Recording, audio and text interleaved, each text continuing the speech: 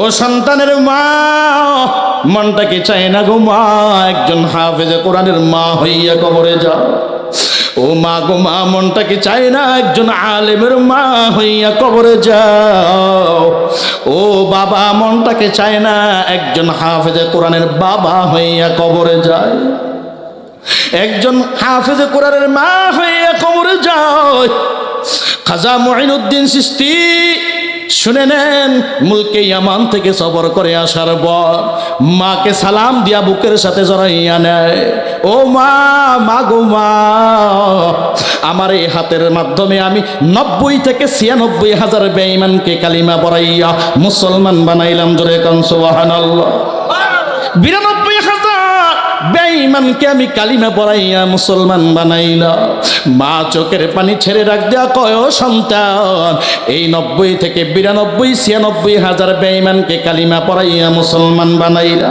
এটা শুধু তোমার সাধনা না, এটা তোমার কোনো বাহবা না, বরং ও সন্তান, তুমি এত বড় দামি কাজ করার পেছনে ও মা, ও সন্তান, আমার আল্লাহর দয়া আর আমি মার চোখের পানি। এ সন্তান, মা দোয়া করবে, আল্লাহর আরশে মায়ের দোয়া মুহূর্তেই পৌঁছে যাবে। মা দোয়া করবে, আল্লাহর আরশে মুহূর্তের মধ্যে দোয়া পৌঁছে যাবে। পর্দা সামনে থাকবে না। মা যেমন দোয়া করলে কবুল, মা বদদোয়া করলে কবুল হয়ে যায় রে বাবা।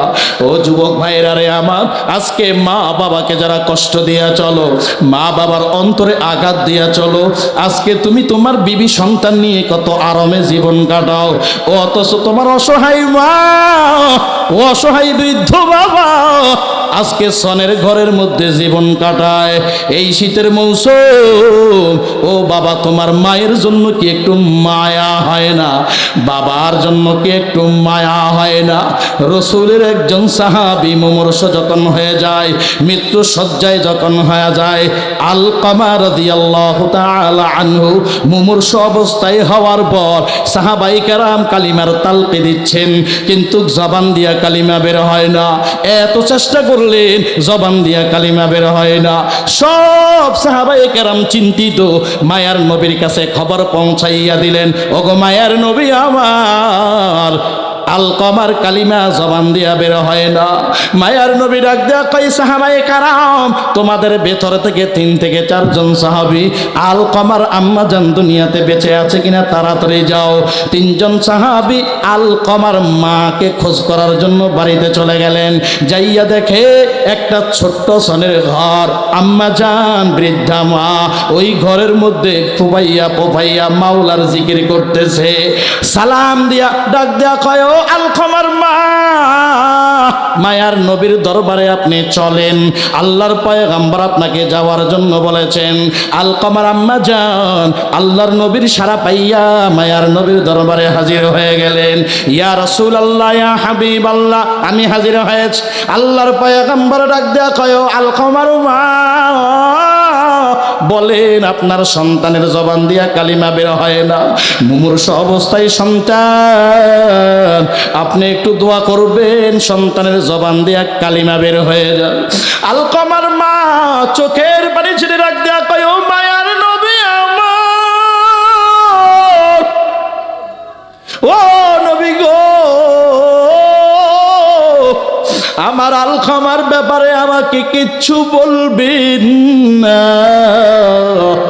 আমার আলকামা আমাকে কি পরিমাণ কষ্ট দিয়েছে, আলকামার ব্যথা, আলকামার এত নির্যাতনের ব্যথা আমার বুকের মধ্যে রয়েছে।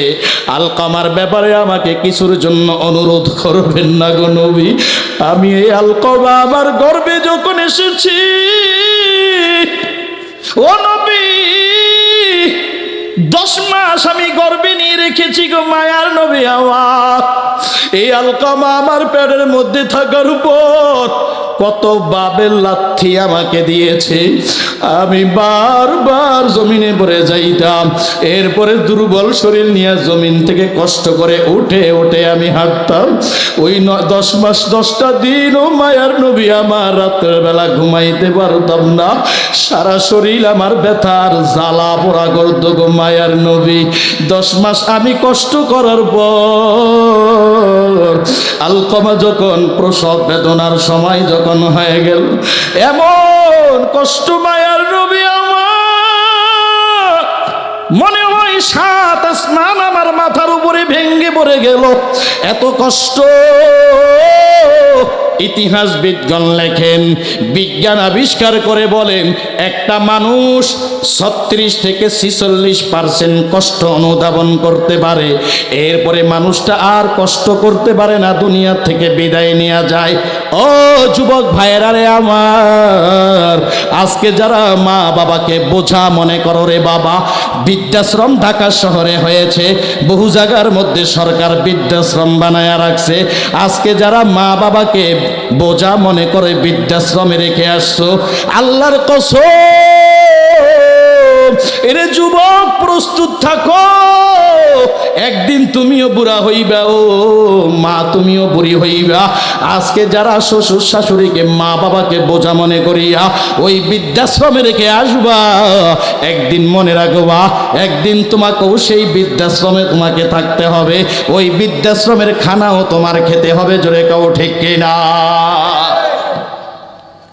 এরে মুমিন ভাই, আলকমার মা জবান খুলে ডাক দিয়া কয়, ও মায়ার নবী আমার, আমি রাত্রে ঘুমাইতে পারতাম না, আর আমার সন্তান যখন দুনিয়াতে পদার্পণ করার সময় যখন প্রসবকাল হয়, এমন বেদনা আমার শুরু হয়, এমন ব্যথা আমার শুরু হয়, মনে হয় 7 আসমান আমার মাথার উপরে পড়ে গেল রে মা।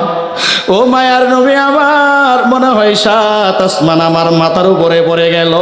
এত কষ্ট।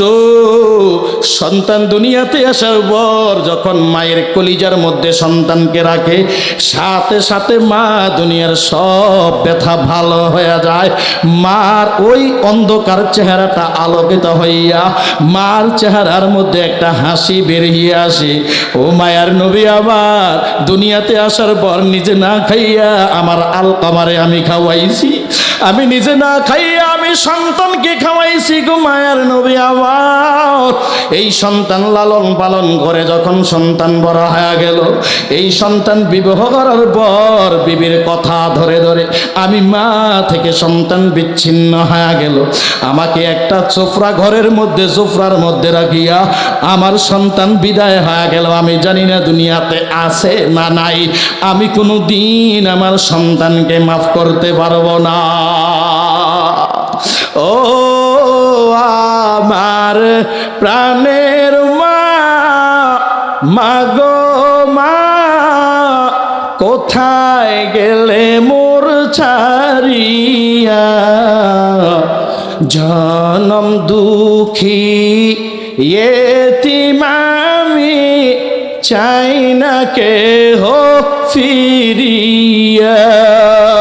ও আমার প্রাণের মা, মাগো মা, কোথায় গেলে মোর ছাড়িয়া, জনম দুঃখী এতিম আমি, চাই না কেহ ফিরিয়া। জীবনের মূল কষ্ট মায়ের প্রসব বেদনা,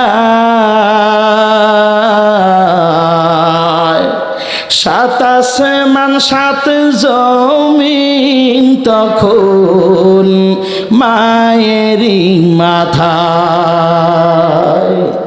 জীবনের মূল কষ্ট মায়ের প্রসব বেদনা,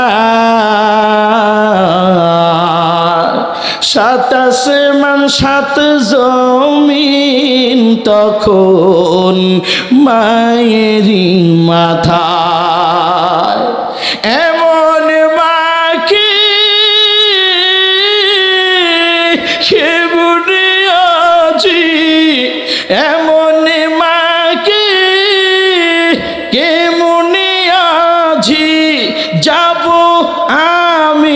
ভুলিয়া, ও আমার প্রাণীর মা, মাগো মা, কোথায় গেলে মোর ছাড়িয়া, জনম দুঃখী এতিম আমি, চাই না কেহ ফিরিয়া। এ যুবক ভাইয়েরা রে আমার, এ বৃদ্ধ, ও পর্দানিশী মা গো মা, আপনারও কিছু হক সন্তানের প্রতি আছে মা। ও সন্তানের মা, ও সন্তানের বাবা, আপনার হক সন্তানের প্রতি আছে। আপনি যদি সন্তানের হকগুলো যথার্থ আদায় করতে পারেন, ও সন্তানের মা, আপনার সন্তান লাঞ্ছিত হবে না, আপনার সন্তান পথভ্রষ্ট হবে না গো মা, আপনার সন্তান রাস্তার গাঁজাখোর আর ইয়াবাখোর হবে না, আপনার সন্তান রাস্তার ডাকাত আর চোর হবে না গো মা। ও মা, সন্তান যখন দুনিয়াতে আসবেন, সন্তানের ডান কানে আজান দিবেন গো মা, বাম কানে ইকামত দিবেন মা। 7 দিনের মাথায় সন্তানের সুন্দর একটা নাম রেখে দিবেন মা। ও মা, এ বাবা, সন্তানের নামের আকিকা 7 দিনের মাথায় দিয়া দিবেন। সন্তান আস্তে আস্তে বড় হবে মা, ও সন্তানের সামনে মাওলার গুণগান গাইবেন। হে বাবা, সন্তানের সামনে মা বাবার উচিত ছোট্টবেলা থেকে সন্তানের সামনে কার গুণগান? আরো জোরে কন। কি আপনাদের কষ্ট হয়নি? কাদের কষ্ট হয়? হাত দুইটা উঠাইয়া দেখাইয়া দেন। মাশাআল্লাহ, কোনো কষ্ট নাই? তাহলে হাত দুইটা মাওলার জন্য উঠান তো, দেখে নাড়াছাড়া দেন, একটু নাড়াছাড়া দেন। লিল্লাহে তাকবীর। আরে আওয়াজ হয়নি, কাঁপায়া দেন। লিল্লাহে তাকবীর। আল্লাহ কবুল করুন। আপনাদের হক সন্তানের প্রতি আছে। সন্তান যখন কথা বলতে শিখবে, আজ তো ভয়াবহতা। ও মা, ও বাবা, সন্তানের হাতের মধ্যে আজকে মোবাইল ধরাইয়া দাও। হায় হায়, আমি প্রায় জায়গার মধ্যে বলি আল্লাহ রে, বলমু আর জোরে কোন, আল্লাহ রে, ও আল্লাহ রে, কোন জামানায় পাঠাইছো আমারে, বলো আল্লাহ রে,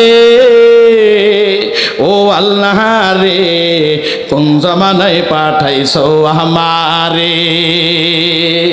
বর্তমানের পোলা মাইয়ার সমান সমান মাপ, লম্বা চুল কাটিয়া মাইয়াই মাথায় লাগাই ক্যাপ।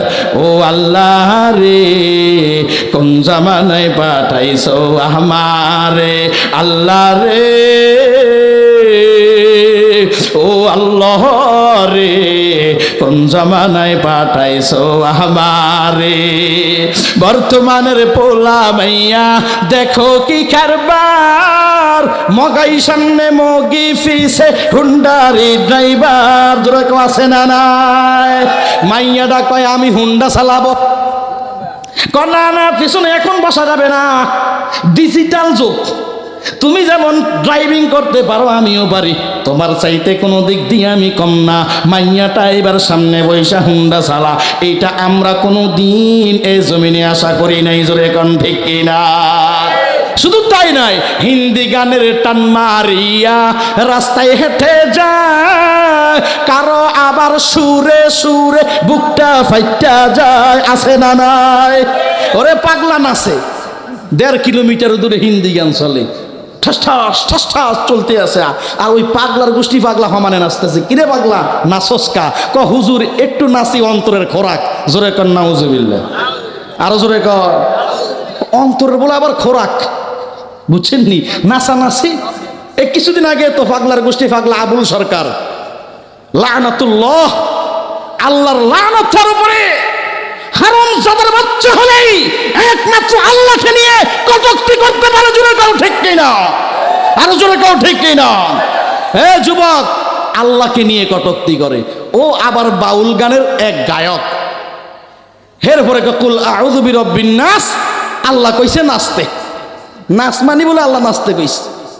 চিন্তা করেন, কি পরিমাণ গাঁজা খাইলে এই ধরনের আল্লাহকে নিয়ে কোরআন নিয়ে মন্তব্য করতে পারে? আউযুবিল্লাহ পারে না, বিসমিল্লাহ পারে না, আল্লাহর কোরআনের অপব্যাখ্যা করে করে জাতিকে ধ্বংস করছে। যেরকম ঠিক কিনা?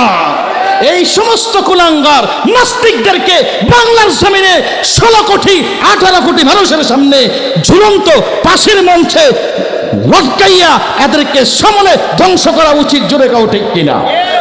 কিন্তু তাও তো আজ হচ্ছে না। এই আবুল আর বাউল আর এই সমস্ত কুলাঙ্গারদের পক্ষেও নাকি আবার কিছু আমাদের বড় বড় নেতারাও আছে, পক্ষে কথা কয়। তো আমরাও বুঝে ফেলছি কারা কোরআনের পক্ষে থাকবে আর কারা কোরআনের বিপক্ষে। আমাদেরও হিতাহিত জ্ঞান আছে, আমরাও যথেষ্ট পরিমাণ জ্ঞান নিয়ে চলি। আল্লাহু আকবারের ধ্বনি যেহেতু এ জমিনে সূর্য উদয় হয়, আল্লাহর জমিনে আল্লাহু আকবারের ধ্বনিতে যখন এ জমিনে সূর্য স্তব্ধ হয়, মনে রাখতে হবে এ জমিনে আল্লাহর কোরআনের শাসন চলছে, চলবেই ইনশাআল্লাহ। জোরে কেউ ঠিক কিনা? সময় আর বেশি দূর নয়। নাসরুম মিনাল্লাহ, ফাতহুন করিব, বিজয় আসবেই, আল্লাহর সাহায্য শুধু আসবেই। এই জমিনে ইসলামের বিজয় হবে। আমরা ইসলামের বিজয় চাই কি চাই না? জোরে কও ঠিক কিনা? চাই কি চাই না? জোরে কও। আজ মুসলমান, সারা পৃথিবীর মুসলমান নির্যাতিত, নিপীড়িত, লাঞ্ছিত, অপমানিত। বেঈমানদের হাতে আমাদের সব। আমাদেরকে ঘুরায়, তারাই ঘুরায়, আর আমরা ঘুরি। তবে সুযোগ যেহেতু এসেছে, আশাবাদী এ জমিনে কোরআনের শাসন চলবে ইনশাআল্লাহ। আরো জোরে কোন ইনশাআল্লাহ। করবেন কে? আমাদের সাই লাগবে, আমাদের সাই লাগবে। আস-সাইয়ু মিন্নি ওয়াল ইতমামু মিনাল্লাহ। মায়ার নবী বলেছেন, গোলাম উম্মত চেষ্টা করা তোমার কাজ, পূরণ করবেন কে? আল্লাহ। আরো জোরে বলেন। মন থেকে আপনাদের আশা আছে তো ইনশাআল্লাহ? আল্লাহ সকলকে কবুল করুন। ভাইরা আমার, ও সন্তানের বাবা, আপনার সন্তান হাফেজ কোরআন হবে, এটা আপনার জন্য কপাল। ও মা, আপনার সন্তান হাফেজ কোরআন হবে মা, এটা আপনার জন্য কপাল গো মা।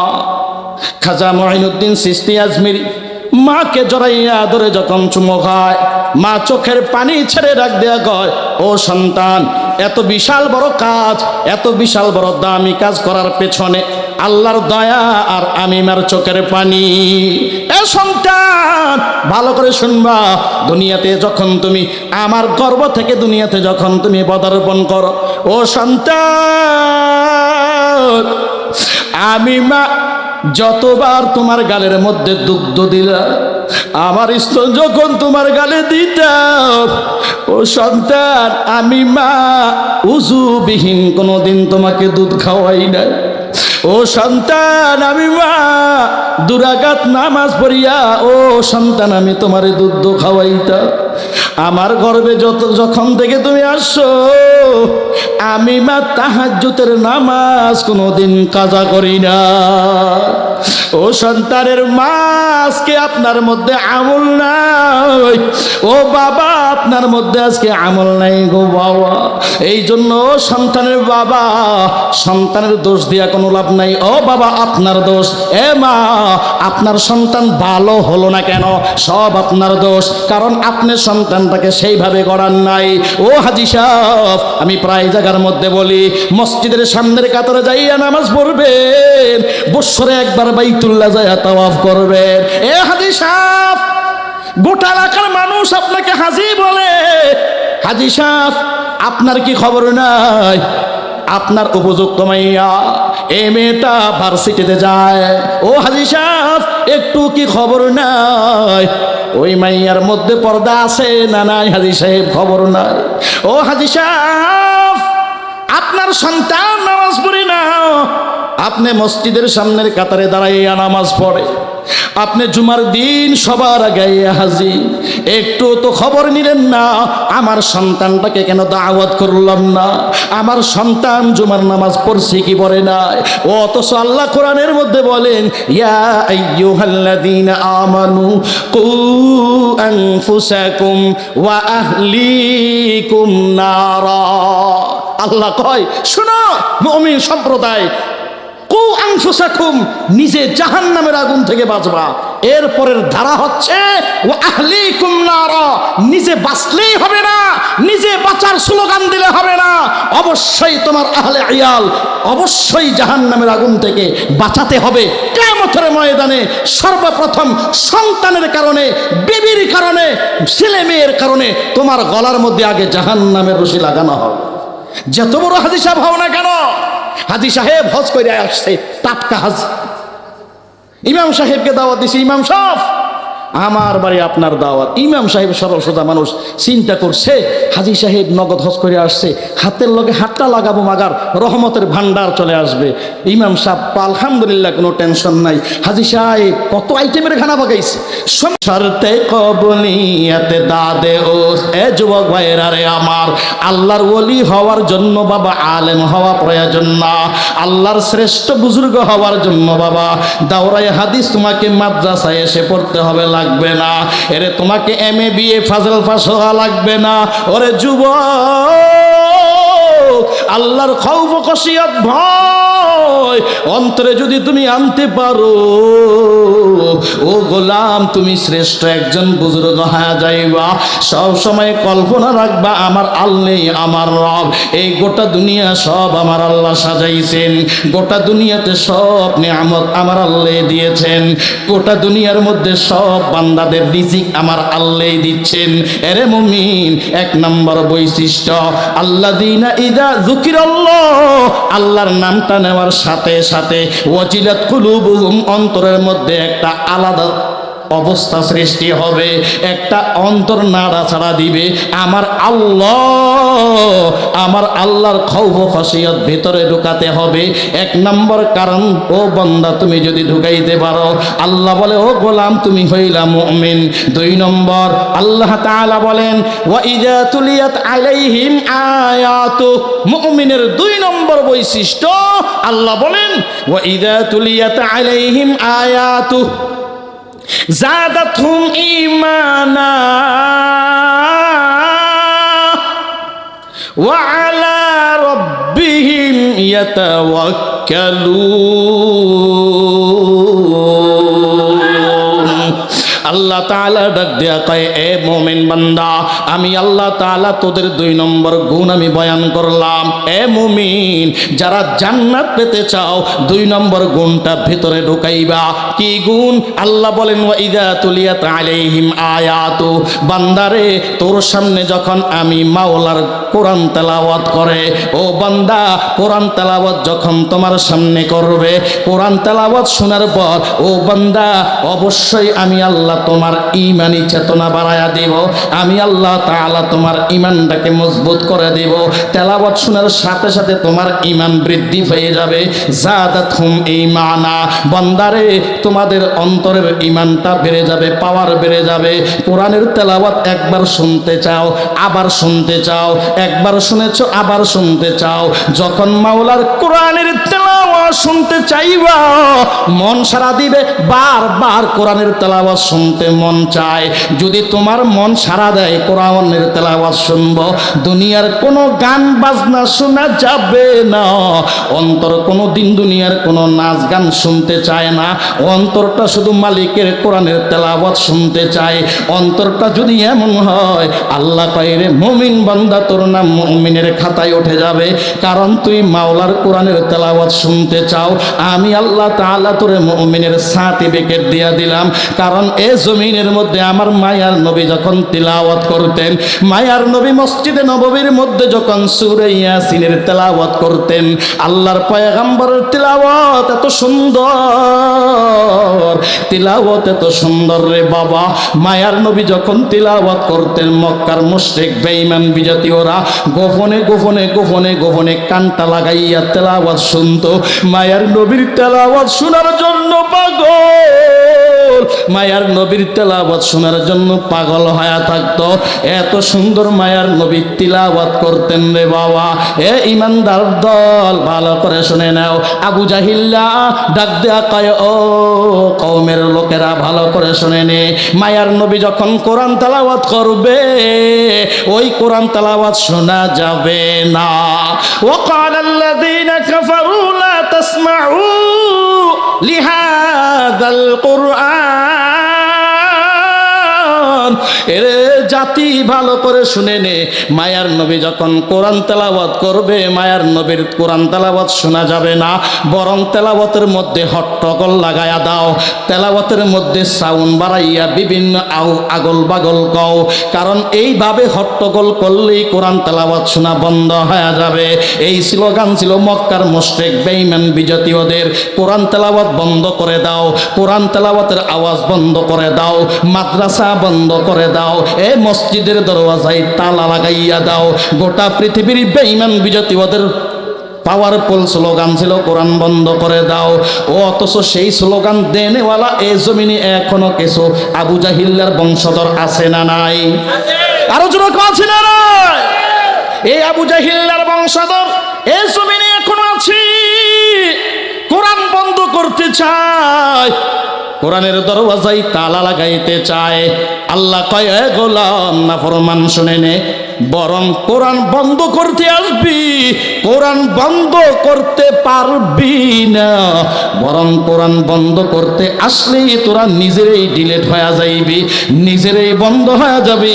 আল্লাহর কোরআনের তেলাওয়াতের জোয়ার চলছে তো চলছে, কিয়ামত পর্যন্ত এই কোরআনের তেলাওয়াতের জোয়ার কেউ বন্ধ করতে পারবে না। ইন্না নাহনু নাযালনা যিকরা ওয়া ইন্না লাহু লাহাফিজুন। আল্লাহ কয়, কোরআন নাজিল করেছি আমি আল্লাহ, এই কোরআনের জিম্মাদার নিয়েছি আমি আল্লাহ। এই কোরআন দুনিয়ার কেউ বন্ধ করতে পারবি না, বরং এই কোরআন যারা বন্ধ করার স্লোগান দিবে, আমি আল্লাহ দুনিয়ার থেকে তাদেরকে চিরদিনের জন্য বন্ধ করে দিব। যত বড় বড় বেঈমান নাফরমানেরা কোরআন বন্ধ করার স্লোগান দিয়েছে, আল্লাহ কয় আমি সবগুলোর সমূলে খতম করে দিয়েছি, ধ্বংস করে দিয়েছি। আর আমি আল্লাহর কোরআন কিয়ামত পর্যন্ত এই জমিনে চলমান রেখেছি। এরে মুমিন ভাই, কোরআন তেলাওয়াতের আওয়াজ শুনবা। এরে মুমিন, যার ভেতরে কোরআনের তেলাওয়াত থাকবে রে বাবা, ও সন্তানের বাবা ভালো করে শুনবেন, আপনার সন্তান যদি হাফেজে কোরআন হয়, আল্লাহর কসম করে বললাম রে বাবা, এই কোরআনের ময়দান থেকে আমি শপথ করে বলতে পারবো, হানে সব না, যেই সন্তান হাফেজে কোরআন হবে, ও সন্তান দুনিয়াতে কোনো দিন জীবিত থাকাকালীন মা বাবারে কষ্ট দিবে না। যেই সন্তান হাফেজে কোরআন হবে, যেই সন্তান আলেম হবে, যেই সন্তানের ভিতরে কোরআনের তালিম থাকবে রে বাবা, ওই সন্তান মা বাবাকে মাথার মুকুট বানায় রাখবে। ওই সন্তানের হাতে মা বাবা কোনোদিন অত্যাচারিত হবে না, নির্যাতিত হবে না, নিপীড়িত হবে না। ওই সন্তানের হাতে মা বাবা কোনোদিন মাইর খাবে না।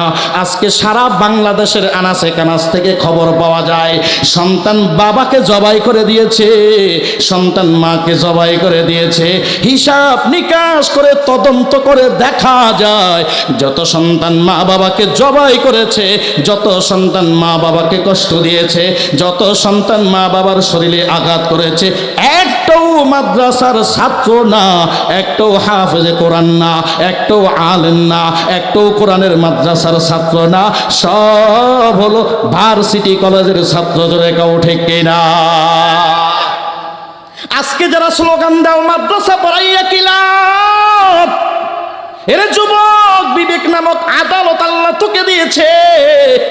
যারা মনে মনে ভাবতেছেন মাদ্রাসায় পড়িয়া কি লাভ হবে, কি লাভ হবে মানে দুনিয়াতে যতদিন থাকবেন, আল্লাহর কসম ও সন্তানের বাবা, আপনাকে আপনার সন্তান মাথার মুকুট বানায় রাখবে। জোরে কাউ ঠিক কিনা?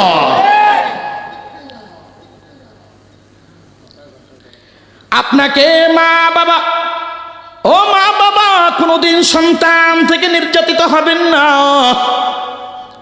ও সন্তানের মা, মনটা কি চায় না গো মা একজন হাফেজে কোরআনের মা হইয়া কবরে যাও? ও মা গো মা, মনটা কি চায় না একজন আলেমের মা হইয়া কবরে যাও? ও বাবা, মনটাকে চায় না একজন হাফেজে কোরআনের বাবা হইয়া কবরে যায়? একজন হাফেজে কোরআনের মা হইয়া কবরে যায়। খাজা মুঈনুদ্দিন চিশতি শুনে নেন, মুলকে ইয়ামান থেকে সফর করে আসার পর মাকে সালাম দিয়া বুকের সাথে জড়াইয়া নেয়। ও মা, মা গো মা, আমার এই হাতের মাধ্যমে আমি 90 থেকে 96 হাজার বেঈমানকে কালিমা পড়াইয়া মুসলমান বানাইলাম। জোরে কান সুবহানাল্লাহ। 92